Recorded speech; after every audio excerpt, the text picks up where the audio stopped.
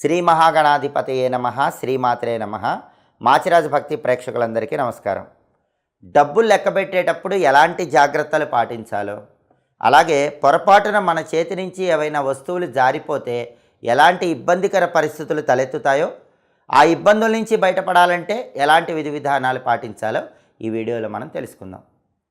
చాలామంది దగ్గర లక్ష్మీదేవి నిలబడకపోవటానికి కారణం ఏంటంటే, డబ్బులు లెక్కబెట్టేటప్పుడు కొన్ని తప్పులు చేస్తూ ఉంటారు. ఆ తప్పులు చేయటం వల్ల లక్ష్మీదేవి ఇంట్లో నిలబడదు. చెంచలైన లక్ష్మీదేవి ఇంట్లోంచి వెళ్ళిపోతుంది. ఆ తప్పుల్లో ముఖ్యమైన తప్పు ఏంటంటే, డబ్బులు ఎక్కడ పడితే అక్కడ ఉంచకూడదు. చాలామంది బాత్రూంలో స్నానం చేసి పైన డబ్బులు పెడుతూ ఉంటారు. దానివల్ల లక్ష్మీ కటాక్షం తగ్గిపోతుంది, డబ్బు నిలబడదు. ఆడవాళ్ళు అయితే వంటగదిలో పోపుల డబ్బాలో డబ్బులు పెడుతూ ఉంటారు. అలా పోపుల డబ్బాలో డబ్బు పెట్టకూడదు. ఆడవాళ్ళు వంటగదిలో డబ్బులు దాచిపెట్టుకోవాలనుకుంటే వంటగదిలో ఆగ్నేయంలో ఒక చిన్న మట్టి కుండ పెట్టి దానిలో రాళ్ళు ఉప్పు పోసి అందులో డబ్బులు దాచిపెట్టుకోండి. అప్పుడు క్రమక్రమంగా డబ్బు పెరుగుతుంది. అంతేగాని పోపుల డబ్బాలో మాత్రం డబ్బులు ఎట్టి పరిస్థితుల్లో ఆడవాళ్ళు దాచిపెట్టకూడదు. అలాగే చాలామంది ఏం చేస్తారంటే, డబ్బులు లెక్క పెట్టేటప్పుడు ఉమ్మితో తడి చేస్తూ ఉంటారు. నోట్లు అతుక్కుపోతే లెక్క పెట్టడానికి ఇబ్బందని ఉమ్మితో తడి చేసి డబ్బులు లెక్క పెడుతూ ఉంటారు. అలా చేస్తే లక్ష్మీదేవికి ఆగ్రహం వస్తుంది. ఆ ఇంట్లో స్థిర లక్ష్మి నిలబడదు. డబ్బులు ఎప్పుడైనా నోట్లు అతుక్కుపోయినప్పుడు ఏదైనా పొడి తీసుకొని ఆ పొడి రాసి ఆ అతుక్కున్న నోట్లను తీసి డబ్బులు లెక్క పెట్టాలి. లేదా మన వేలికి నీళ్లు రాసుకోవాలి. మన వేలికి నీళ్లు రాసి తడి చేసుకొని అప్పుడు నోట్లు లెక్క పెట్టాలి. అంతేగాని ఉమ్మి తడి చేసి డబ్బులు లెక్క పెట్టకూడదు. లక్ష్మీదేవి నిలబడదు.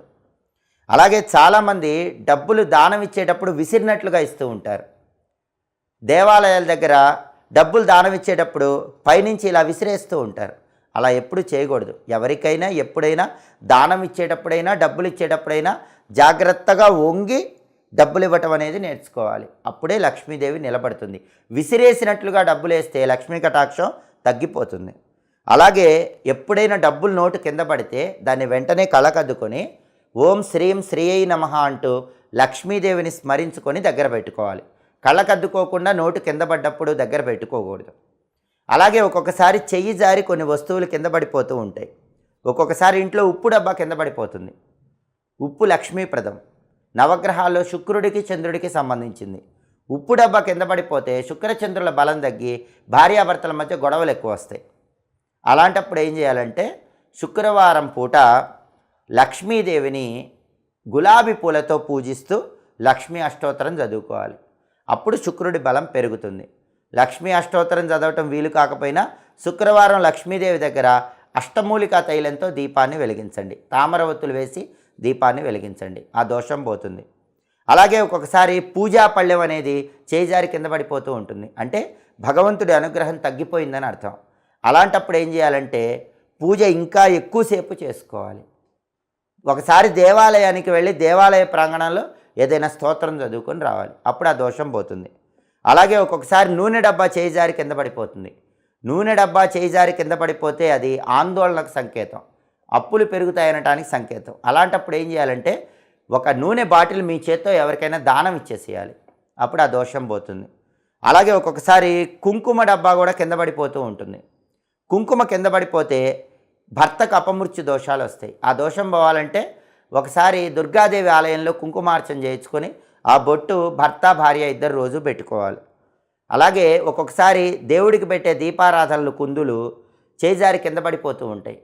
అలా దీపారాధన కుందులు చేజారి కింద పడిపోతే ఆర్థిక ఆరోగ్య సమస్యలు కలగటానికి సూచనగా దాన్ని భావించాలి. అలా జరగకుండా దీపారాధన కుందులకి అమావాస్య రోజు పూజ చేయాలి.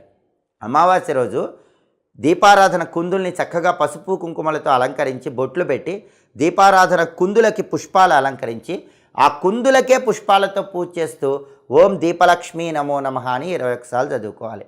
ఆ దీపస్తంభాలకు దీపారాధన కుందులకు అమావాస్య రోజు పూజ చేస్తే పొరపాటున దేవుడి దీపారాధన కుందులు చేయించి కింద పడిన దోషం మొత్తం పోతుంది. కాబట్టి ఈ తప్పులు జరిగితే ఈ విధి విధానాలు పాటించండి. డబ్బులు లెక్క పెట్టేటప్పుడు జాగ్రత్తలు పాటించి లక్ష్మీ కటాక్షానికి పాత్రలు కండి. మా వీడియోస్ మీకు నచ్చినట్లయితే మా ఛానల్ని లైక్ చేయండి, కామెంట్ చేయండి. మా ఛానల్ వీడియోస్ 10 మంది మిత్రులకు షేర్ చేయండి. మా ఛానల్ని సబ్స్క్రైబ్ చేసుకోండి. పక్కన ఉన్న బెల్ సింబల్ నొక్కటం మాత్రం మర్చిపోకండి. సర్వే జనాః సుఖినో భవంతు. స్వస్తి.